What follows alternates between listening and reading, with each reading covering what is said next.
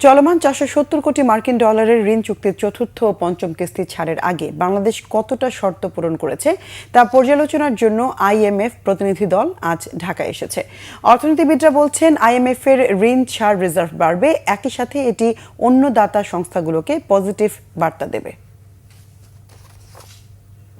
ফের কাছ থেকে যদি পঞ্চম ষষ্ঠ কিস্তির অর্থটি পাওয়া যায়, সেটা আমাদের রিজার্ভ পরিস্থিতি উন্নতি করতে একটা ইতিবাচক ভূমিকা রাখবে এবং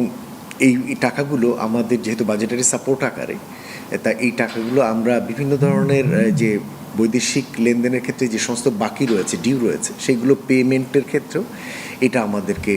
সহায়তা করবে। তারা যদি বাংলাদেশের পরিস্থিতিটিকে ইতিবাচকভাবে মূল্যায়ন করে যায়, সেটা কিন্তু আমাদের অন্যান্য যে দাতা সংস্থা রয়েছেন, বিশ্বব্যাংক, এডিবি বা দ্বিপক্ষীয় যে সমস্ত দাতা সংস্থা রয়েছে, তারাও ভবিষ্যতে ঋণ দেবার ক্ষেত্রে